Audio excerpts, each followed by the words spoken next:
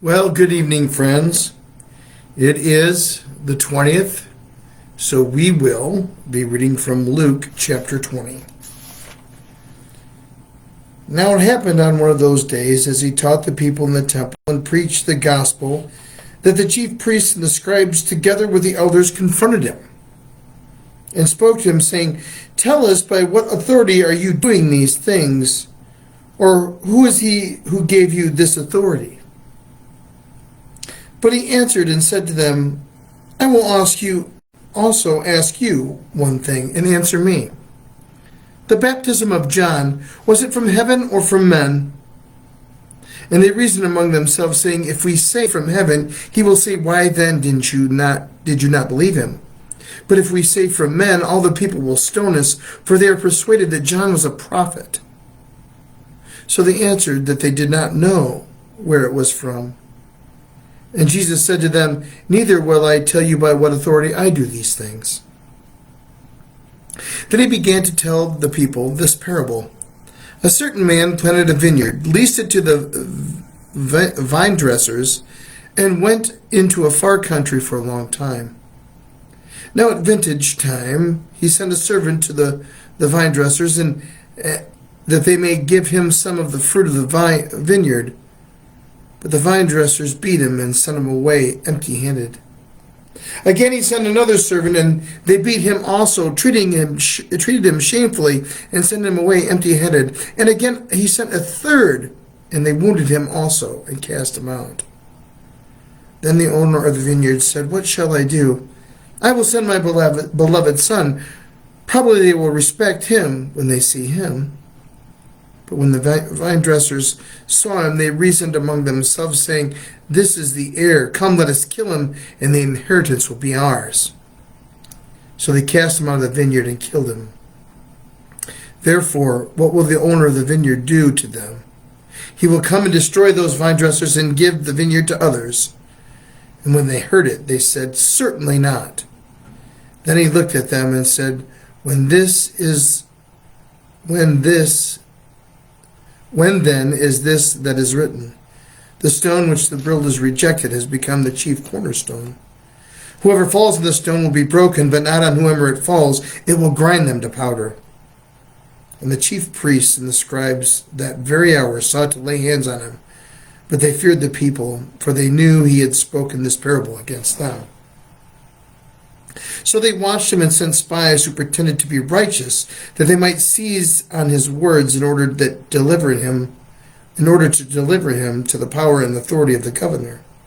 Then they asked him, saying, "Teacher, we know that you say it and teach rightly, and you do not show personal favoritism, but teach the way of God in truth. Is it lawful for us to pay taxes to Caesar or not?" But he perceived their craftiness and said to them, "Why do you test me? Show me a denarius. Whose image and inscription does it have?"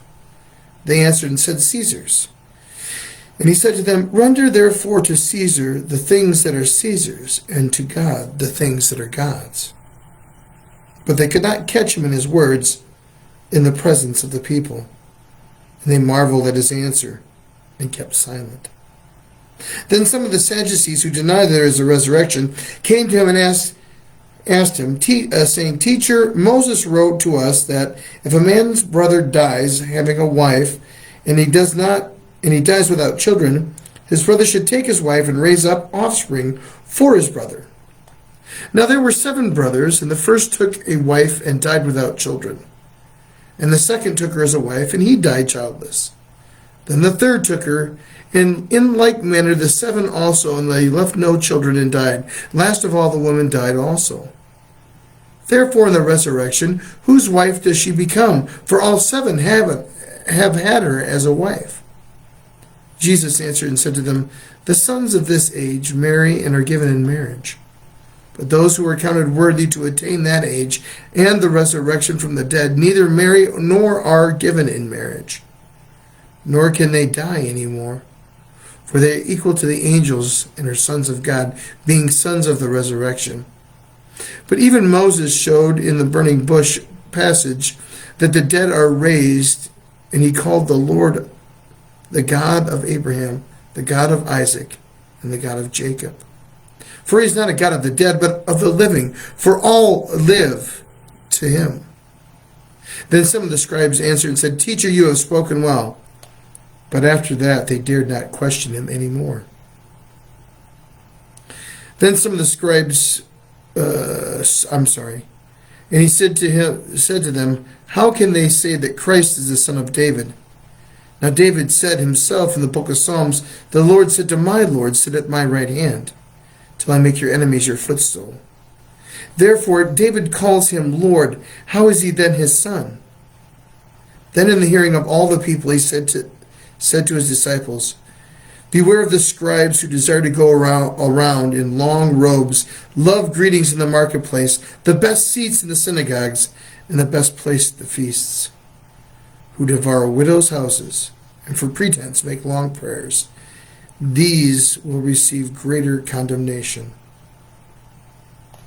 Luke chapter 20. The Word of God for the people of God. Thanks be to God.